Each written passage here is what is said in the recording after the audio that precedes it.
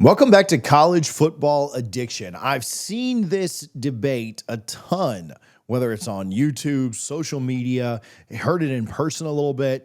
But let's talk about both UF's and Miami's quarterbacks. There's nothing we love debating, just 11 days out from college football, than anything to do with a rivalry. And I'll tell you, I don't like either of these teams. So I think I can be a little bit unbiased when I say this. Maybe you'll say I'm more biased in the comments, but I do think that my hatred for both schools maybe makes me fair when I look at both quarterbacks and try and project out both this season and beyond for the quarterback position at Florida and Miami. Now, we get this game, and my plan is on September 20th to be down in South Florida to see a better game than I saw in the Swamp last year.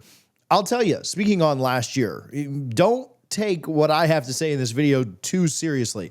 Last year, I sat in this same chair on this same channel and told you that I thought Graham Mertz had much higher floor than Cam Ward and might even outplay him, thinking that Florida had a better quarterback situation than Miami did last year.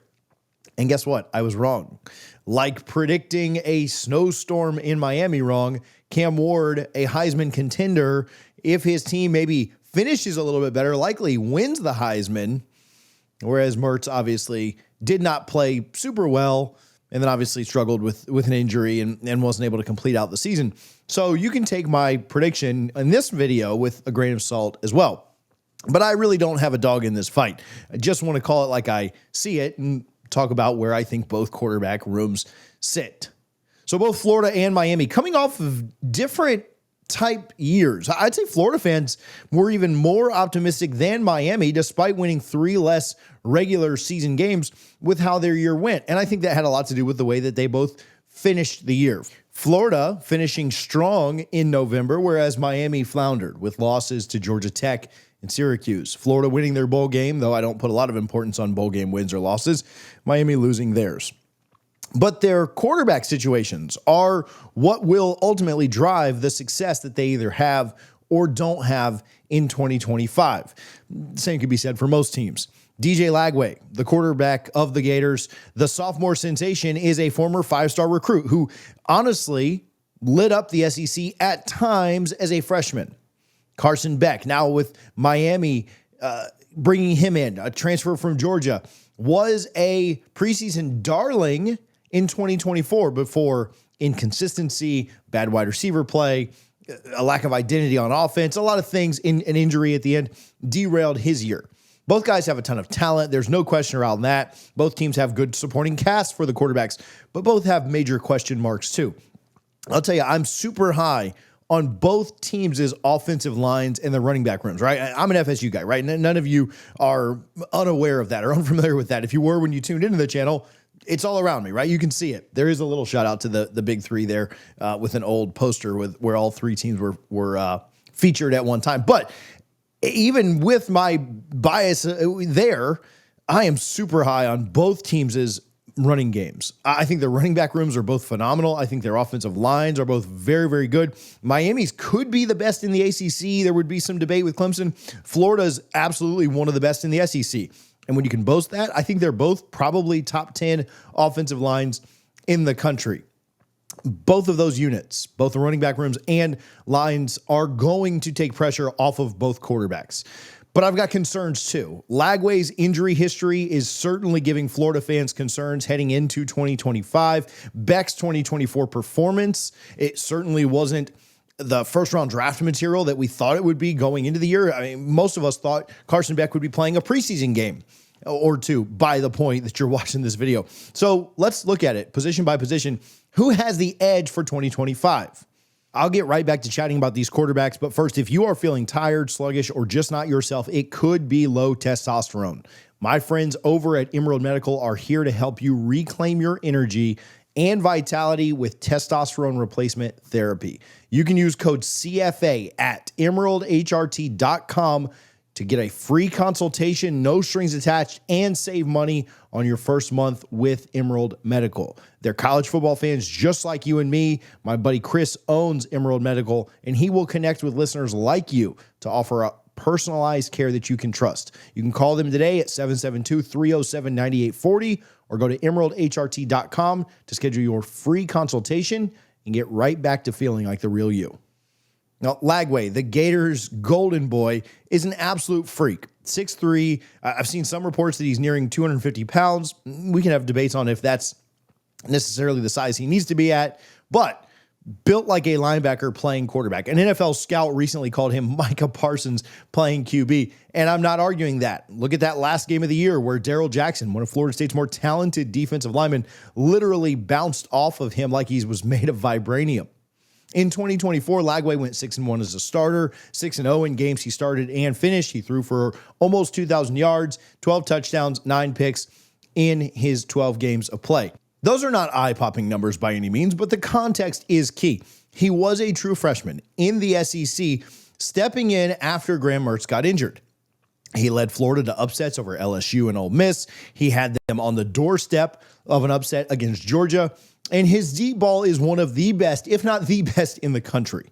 Pro Football Focus gave him a 95.6 deep passing grade, which was good for third in the FBS. Truly elite. Florida's supporting cast is legit. The offensive line is anchored by All-Americans and 3- and 4-year guys that have put together a ton of snaps. They're experienced and deep, perfect for protecting a young quarterback that has had some injury concerns. The running back room, Jaden Baugh is a beast. He might be my favorite running back in the SEC. Trayon Webb adds depth, though he is banged up right now a bit. Other guys in that room, really, really good. That ground game is going to keep defenses honest, which will give Lagway time to pick apart secondaries. Lagway's got weapons, and when he's healthy, he's got the arm and talent and mobility to make plays that make you forget that he's only 20 years old. But here's where it gets dicey. Lagway's injury history is a massive red flag, a red flag the size of the swamp. Shoulder, hamstring, and now a calf strain in fall, to where he's not taking full part in fall camp yet. That's multiple injuries before his sophomore year has even started. USA Today recently called him Mr. Glass, and I think that's probably a bit too far, but I understand the concept of where this thing seems to be trending. He missed spring throwing practice. He's been very limited in fall camp. And though he's back throwing these days, you got to wonder if he can stay healthy for a full season. And then there's the wide receiver room. They've got some injuries there too. Dallas Wilson a little bit banged up. Eugene Wilson banged up last year coming off of his injury. Certainly does lead to a bit of question around the timing and chemistry that those guys will have together. Plus, 9 interceptions last year on 192 attempts. That's 1 every 21 throws, which is not great. He's got to clean up the decision-making. If he gets banged up again, or if the receivers don't gel with him in time, Florida's offense could certainly stall, especially with their brutal schedule. Games against Georgia, LSU, Miami, Texas, Tennessee, Texas A&M, Florida State at the end of the year, they are no joke. Now, Carson Beck, the Miami transfer from Georgia who's trying to rewrite his story after a rocky 2024 with the Dogs. This guy was supposed to be a top 10 NFL draft pick last year, but things didn't quite go as planned. Beck's got plenty of experience. 2 years as Georgia starter with over 7,500 yards, 52 touchdowns, and 18 picks over that span.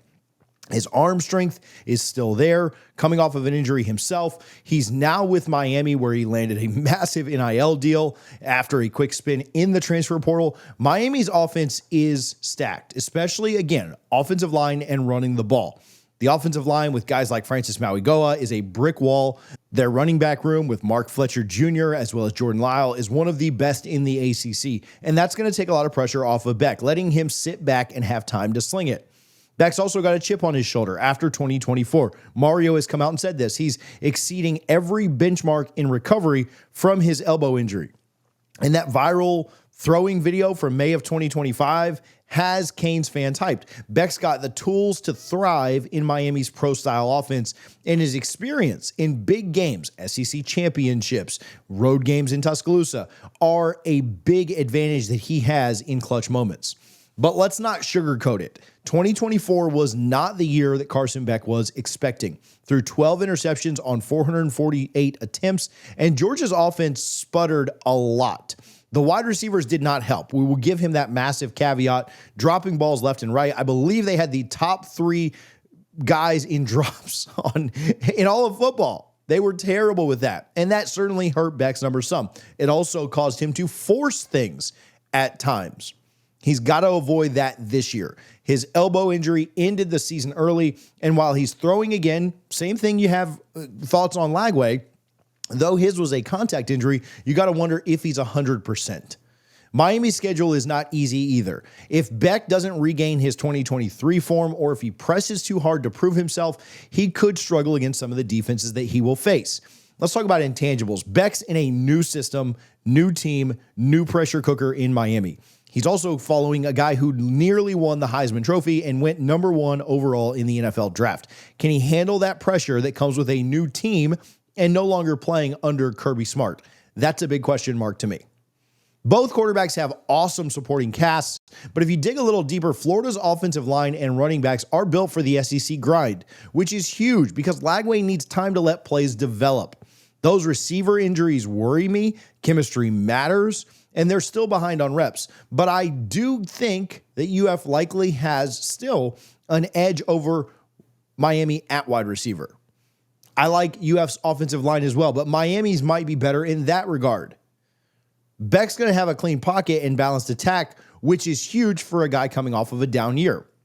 Now, the schedules. Florida's is brutal, arguably the toughest in the country. Road games at LSU, this Miami game we're talking about, Texas A&M, and they got to go to the Grove against Ole Miss. You play at home against Texas, Tennessee, and Florida State, and you also have that neutral site game against Georgia. That's an absolute gauntlet.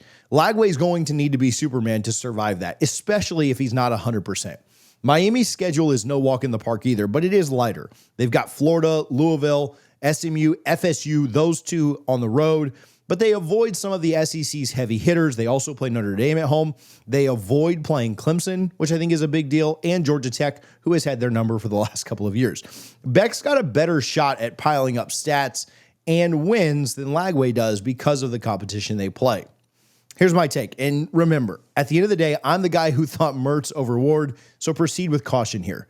DJ Lagway absolutely has the higher ceiling. His arm talent, his mobility, and his ability to make defenders look silly at times give him superstar potential. If he stays healthy and gets those receiver reps that he desperately needs early in the year against Long Island and USF, he could round into form by the time they get into that gauntlet. He could certainly even be a Heisman contender, although I would project that more towards next year than this year. But let's be honest, those injuries do worry me, and Florida's schedule is an absolute meat grinder. Beck, on the other hand, is a safer bet to me for 2025. He's got the experience, a slightly easier schedule, and I do think that chip on his shoulder to prove the doubters wrong is a big deal. Miami's system fits his skill set, and that supporting cast is going to make him look good. I think Beck has the better year, going for more yards, more wins, fewer headaches.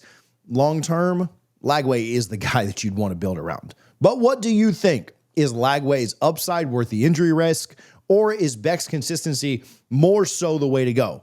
I'd love to hear your thoughts down in the comments. We will bring you college football content all year long. Help us get to that 25,000 number by smashing that subscribe button. Help us get to that 25,000 mark by smashing that subscribe button. And again, where am I off on this? Who has the advantage? Who has the edge? Long-term Lagway, short-term Beck. But again, maybe if you're a Florida fan, you like hearing me say that because I got it wrong last year. Love to hear your thoughts. We'll talk to you soon here on College Football Addiction.